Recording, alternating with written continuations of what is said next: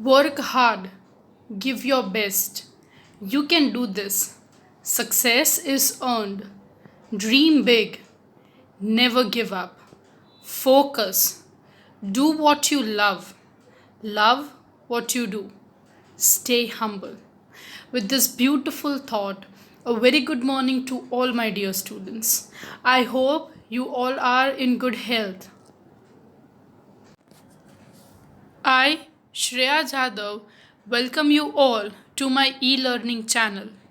And today we are going to learn English Grade 10 Poem 4 The Ball Poem. And this poetry is written by John Berryman. So let us know something about the poet. John Berryman, born October 25, 1914, died January 7, 1972. John was an American poet and scholar.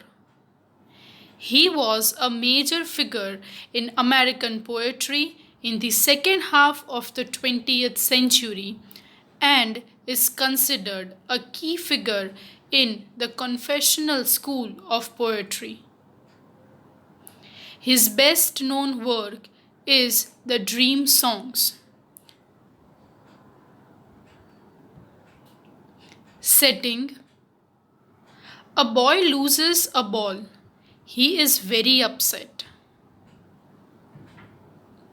A ball doesn't cost much, nor is it difficult to buy another ball. Why then is the boy so upset? Read the poem to see what the boy has to learn from the experience of losing something. So now, dear students, let us go through the introduction for answer. Whenever you write down your question answers for your test and your examination, always remember that first you are supposed to start your answer with introduction. This makes your answer more presentable. Poem. Poem's name, The Ball Poem. Poet's name, John Berryman. Genre, poetry. Summary: when the boy loses a ball, he realizes and learns the experience of losing something. So over here, this is the introduction for your answer. Now we will go through the reading and the explanation of the poem. So let us begin. First, I will read the first 9 lines over here and then I'll be explaining it. What is the boy now who has lost his ball? What? What is he to do? I saw it go, merrily bouncing down the street and then merrily over. There, it is in the water. No use to say, oh, there are other balls. An ultimate shaking grief fixes the boy as he stands rigid, trembling, staring down all his young days into the harbor where his ball went. I could not intrude on him. So, over here, the difficult words are merrily means cheerfully, ultimate means final, rigid means unmoving, trembling means shaking with fear, bouncing, moving up and down quickly. Intrude means to go where one is not welcome. So over here the poet is trying to express that how a little boy has lost his ball. And what the boy is doing? He was just observing, he was seeing. He was observing what? He was observing that ball merrily bouncing, cheerfully bouncing down the street. And where that ended up? It ended up in the water.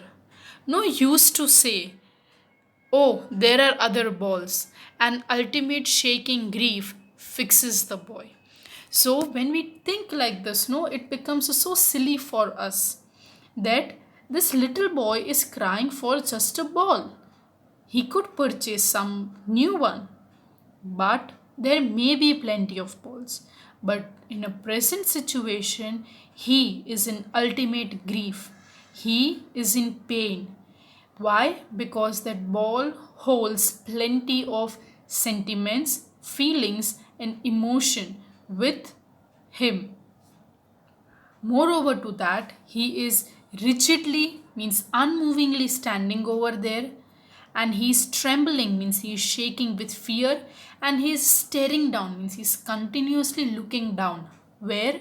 In the water.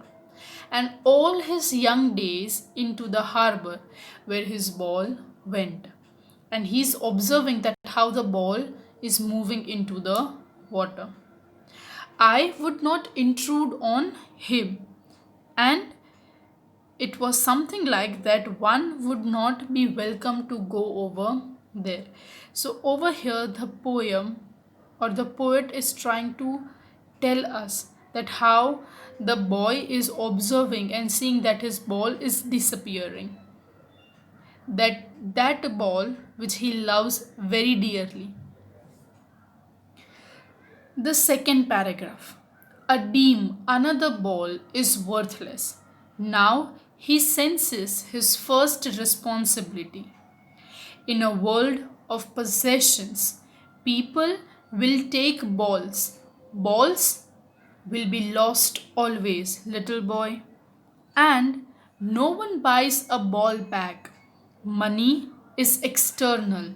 He is learning well behind his desperate eyes the epistemology of loss, how to stand up, knowing what every man must one day know, and most now, many days, how to stand up. So, over here, the difficult words are grief means sorrow, responsibility means duty, desperate means worried, possession means ownership, whistle, that is an instrument that produces a high pitched sound when we blow into it. Explore means to travel to unknown and new places and learn about them. Epistemology, it is a theory of knowledge, especially with regard to its methods, validity, and scope, and in the distinction between justified belief and opinion. So, over here, for the very first time, the boy is realizing his first responsibility.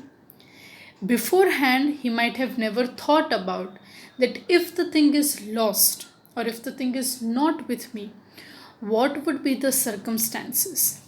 And because of that thing, he is observing and he is getting a knowledge that he is supposed to take care of all his belongings.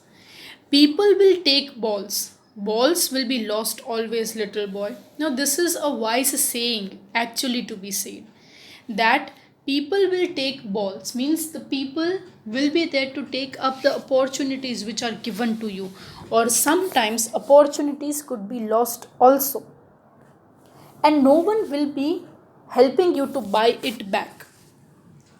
Money is external over here,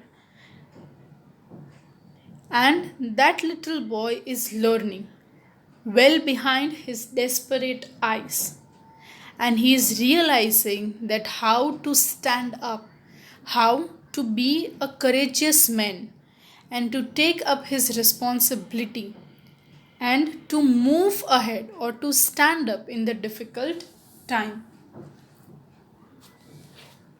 So, over here, let us go through the summary back. So, over here, the poet John Berryman has in his poem, The Ball Poem, told us about a little boy who had in his childhood experienced the feeling of loss when his ball rolls away from him and falls into the water of sea at the harbor. The boy sees his ball disappear. It was the first thing that he really loved. With the sense of loss, he experiences grief. The, to the people, the loss of a ball is a minor problem, but any other ball cannot replace what love the boy had for his belonging. The poet wants people to let the boy learn to handle his own loss. Means we are responsible for whatever we have done. Money is not important as it cannot bring back the same thing that the boy loved. Yes, once the thing is gone, after losing, we understand the importance of the thing. In the poem, the ball represents the childhood of the boy and his love filled innocent days. The loss of the ball is the loss of childhood. That once the ball is gone into water, once that childhood or opportunity or anything in the life is gone, will never come back.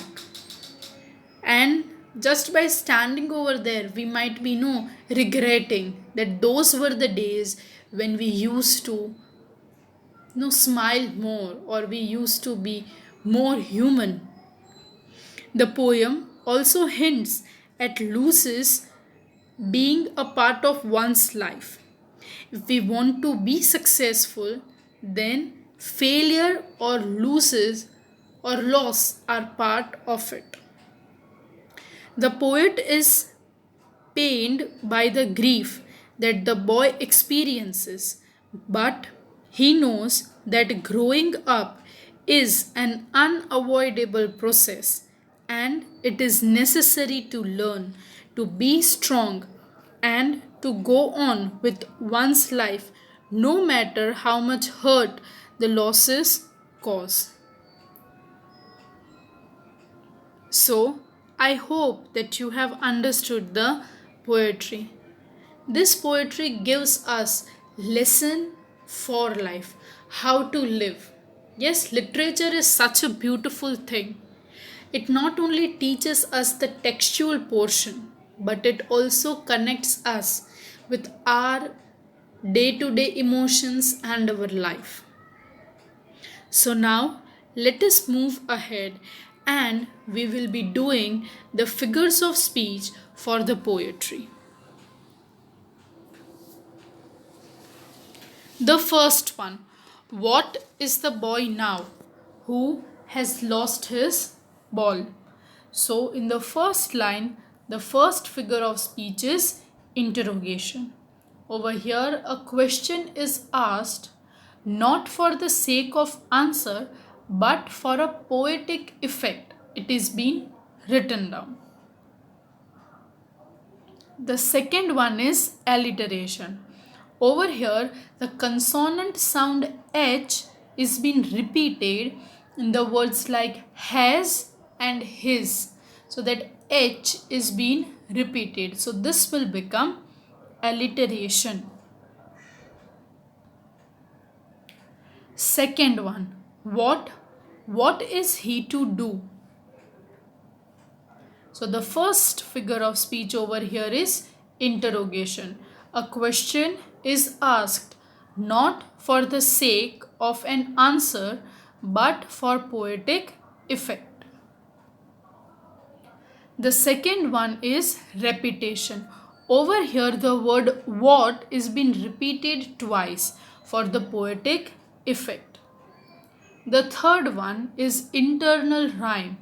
Over here the rhyming words to and do are being used in the same sentences and they both are rhyming.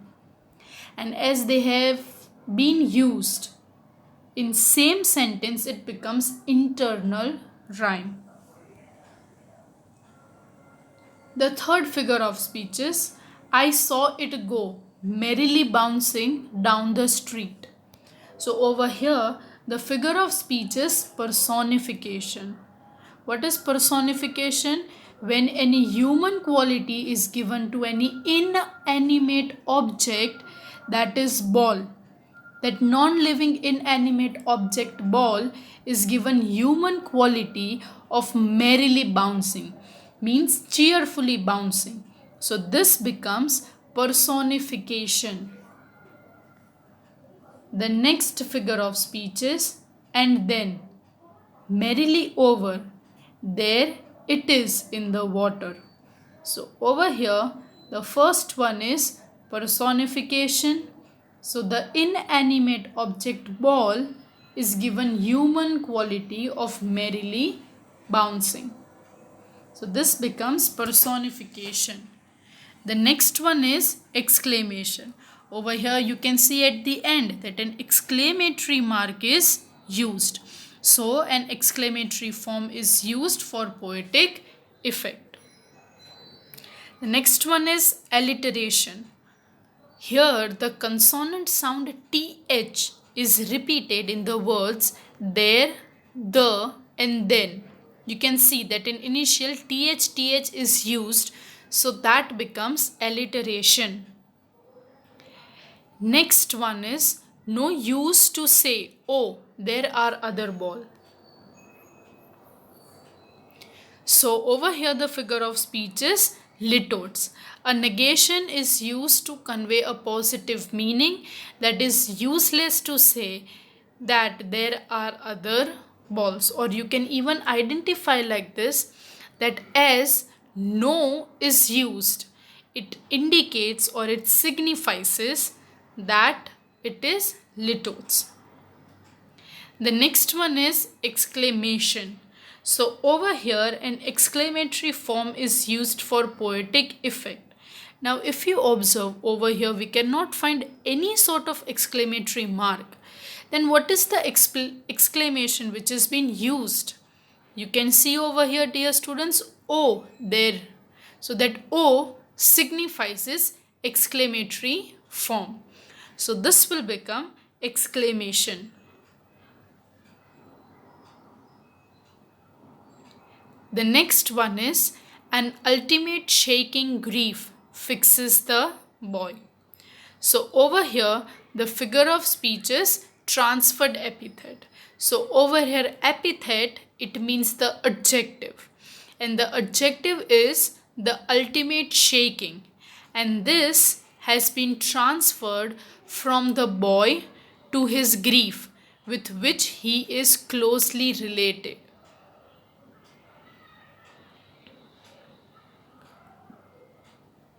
Seventh one, as he stands rigid, trembling, staring down.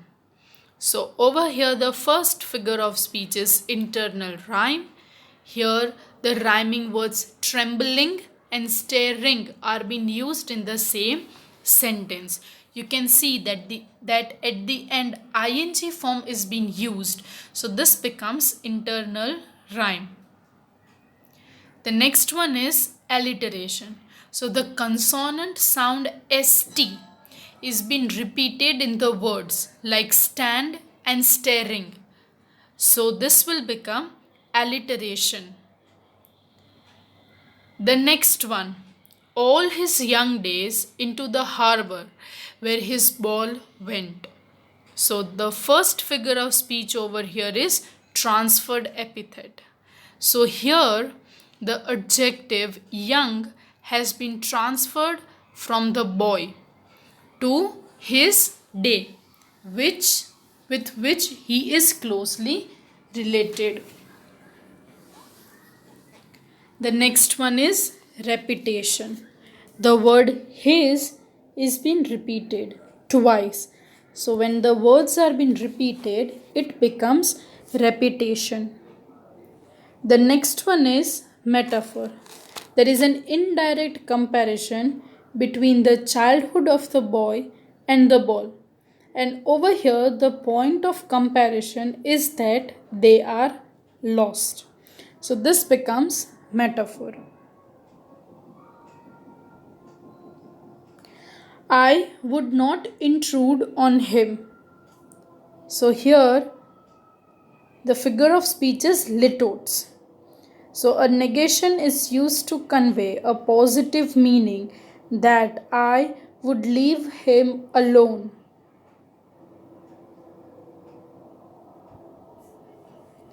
Tenth one, a deem, another ball is worthless. So here the figure of speech is hyperbole. That is an overstatement that another ball has no value. Now it is not possible. It is likewise that other new ball may also have the attention of the little boy. So this is an over exaggerated statement. 11th one. Now he senses his first responsibility in a world of possessions. So here the figure of speech is epigram. Now what is epigram? It is a pointed statement that the loss of the ball teaches him the meaning of what it feels to lose one's worldly possessions. Yes, that it teaches, or it is a bitter saying, a true wise words which tells us or let us know that if the boy loses something, he is supposed to learn the importance of it. So this becomes epigram. The next one is people will take balls. Balls will be lost always, little boy. So the first one is repetition. Over here, the word, or we can say will, is being repeated. Next one is alliteration. So over here we have the consonant sound B being repeated in balls, B and boy. The next one is apostrophe. It means that there is a direct address made to the boy who doesn't respond.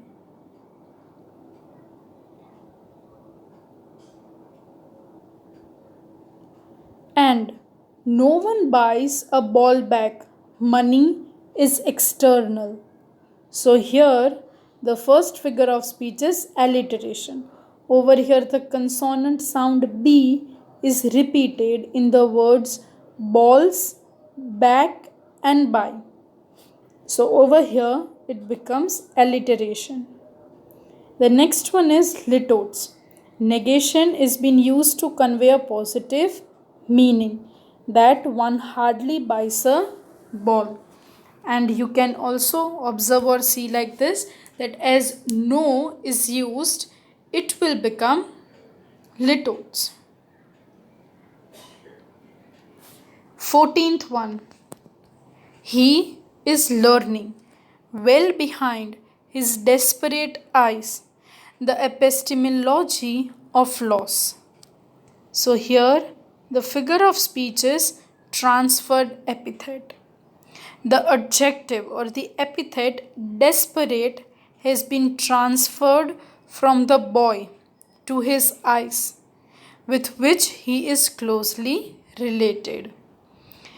The next one is synecdoche. The meaning of it is a part stands for a whole, or a whole stands for a part. So over here we can see that eyes represents the whole boy. So it will be synecdoche. 15th one. How to stand up knowing what every man must one day know. So here the figure of speech is alliteration. The consonant sound K is repeated in the words like knowing, know, and we have M sound in the words like men and must. So this will become alliteration.